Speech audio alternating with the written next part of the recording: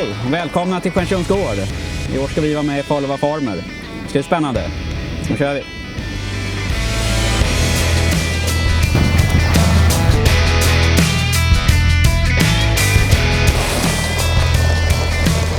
Två stycken hönshus bygger vi just nu.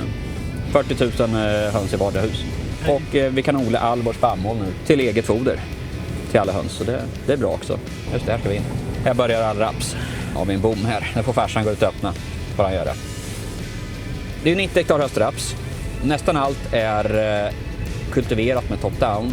Och så har vi 30 hektar här framför oss nu som är efter vall, lucernvall. Så den är plöjd och harvad. Den såg väldigt bra ut i höstas, men det har haft ett tufft år här nu. Men den ser ut att överleva. Vi har Stjärnsunds gård bakom mig här och jag står och väntar på Kristoffer. Och jag är otroligt glad att vi har Stjärnsunds gård med oss som Faluva Farmer 2026. Det är ett driv i verksamheten, äggproduktion, växtodling och sen har de precis genomfört generationsskifte på verksamheten, vilket är otroligt intressant att följa. Tjena Kristoffer. Tjena. Den här exempelvis, den är fortfarande hård med invändigt här. Du tror på den där? Så jag tror att den här skulle kunna... Ja, men det där året gick ut på Mörby. Det var ju helt dött det året ju. Här finns det hopp om det. Men se på de här är lite skillnad. Ja, De här är ju helt annorlunda. och de sitter rejält de här rötterna. De sitter rejält här, Ja. precis. Men, men det blir spännande att se. Ja, det blir det. Så vi har ju planen då att tillväxtreglera. Ja. Och då har vi ju, arkitekt har ju fördelen med den att den är ganska flexibelt behandlingsfönster. Och sen så när vi kommer in i blomningen så gör vi en svampbehandling mot bomullsmögel då. Det gör vi.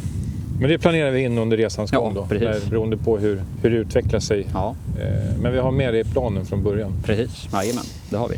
Ogräsbekämpningen ser ut att ha lyckats väldigt bra. Ja, det är rent här är. Avsalen av rapsen, hur resonerar ni där och hur tänker ni kring... Nej, men planen är ju säljat om det är bra pris, men vi har ju även möjlighet att ge det till hönsen.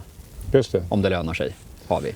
Så, att ni Så tänker vi tänker lite idag, vi får se lite vad som händer. Vi följer priserna. Och... Ja, men det är ju klokt. Så att det beror lite grann på prisbilden på rapsen och sen så, vad är mest fördelaktigt idag? Ja. Eller nu liksom? Är det att sälja eller ta in det? Precis, så är det. Och köra det igenom? Det ser vi hur det ser ut sen. Det gör vi. Intressant. Ja. Hönsgödsel, hur resonerar ni där? Det kör vi på allt, gör vi. Så mycket det går? Mycket man får köra i alla fall. Ja, jag menar det. Gör vi. Menar det. Precis. Ja. Ja, men det är ju en väldigt viktig tillgång som jag har med i växtföljden och kretsloppet. Har ni resurser för det själva eller köper ni in tjänsten? Eller hur? Nej, det gör vi allt själva med 2 egna spridare.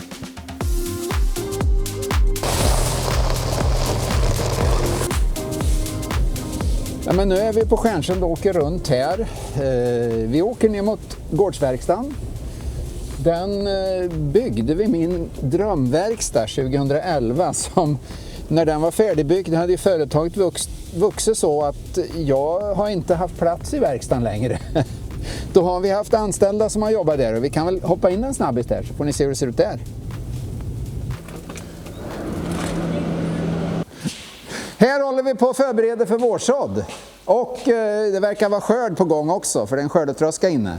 Så vi ligger väl bra till i tiden.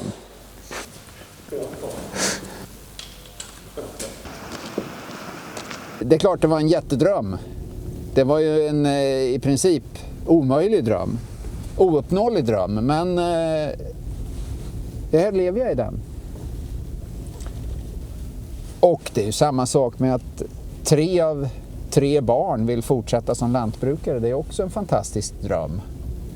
Att det funkar. Även om det inte har varit helt enkelt så har vi hamnat där. Det känns jättebra. Och jag har ett litet eget projekt. Jag är ju lite som grabbarna på YouTube. Jag har varit lite maskinsvag genom tiden. Så det har blivit mycket maskiner. Och det innebär att vi gör alla arbeten själva på gården. Och vi jobbar inte med andra entreprenörers avskrivningar utan jobbar med våra egna maskiner. Fäntsäljaren har varit hyresgäst här på gården och han kunde ju komma med en kasse öl någon kväll så hade vi... Det är svårt att säga varför det är mycket fänt på gården, men det är det. Ja, men dikor är ju en långsam produktion som inte ger något kassaflöde. Och vill man ha ett kassaflöde lite snabbare så passar ju äggproduktionen fantastiskt bra. Och det blir också både gödsel och foderbehov, så vi får ju ett kretslopp i lantbruket på ett helt annat, ett snabbare sätt med värphönsen.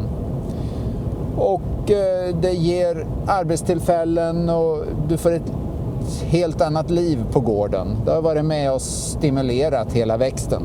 Och här kommer vi till vår lilla butik som har vuxit genom åren. Från 4 kvadratmeter till lite mer. Vi kan väl gå in och titta, häng med. Här har vi lite ägg av olika sorter och storlekar och sortiment. Och sen kan vi gå vidare in. Här finns det sylt, saft, godis och diverse. Mycket lokalproducerat. Och längre in har vi lite andra grejer. Vi smyger inåt. Häng med. Här är Sofie. Här står vi och säljer lite kläder, tror jag hon gör. Då har vi sett det.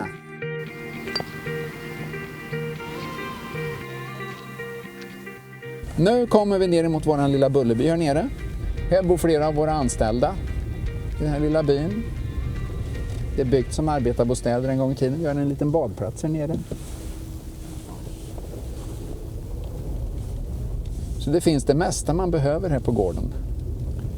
Nu närmar vi oss hönsstallarna. Nästa stall är på gång att byggas. Vi har fått hem armering och lite isolering här. Vi kan väl ta och kliva ur här. Här har vi lite hjärtat av verksamheten. Här igenom går alla ägg varje dag. Och bland annat Karin är med och tar hand om dem. Det är 36 000 platser uppe i Mörby och kommer att byggas ytterligare 80 000 platser under sommaren. Hur många ägg blir det för sig? Ja, då blir det många ägg. Du vill att jag ska räkna på det? Ja, men det blir väl drygt 200 000. Här ser vi vårat foderblandning med spannmål, eventuellt oljeväxter, en ny silo på gång som kommer i samband med utbyggnationen av äggproduktionen. Vi kan lagra all våran spannmål, vi förbrukar våran spannmål, vi förbrukar våran oljeväxter beroende på priserna. Som det är nu är det väldigt tryggt att kunna prissäkra sin egen spannmål genom äggen.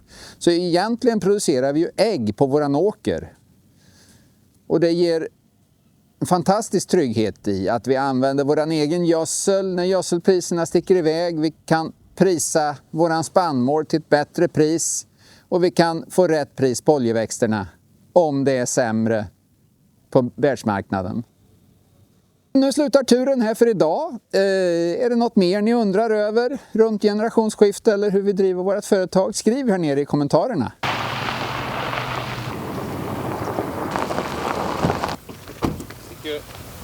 Nu är vi här på Mörby gård där vi ska bygga upp ett frigående innehönshus. Det kommer bli ett i stort sett likvärdigt hus på Stjärnsund där ni var förut. Det här med roller är en sak, men absolut har jag framförallt hand om våran äggproduktion. Likväl som min bror har hand om mest om växtodlingen, men sen får vi till det på ett bra sätt ihop. Vad jag ser fram emot i den kommande säsongen, det är väl att ta en semester när allt är klart. Nej, jag skojar. Nej, det ska bli jävligt kul att se allt vi ska göra i det här året och lyckas med det.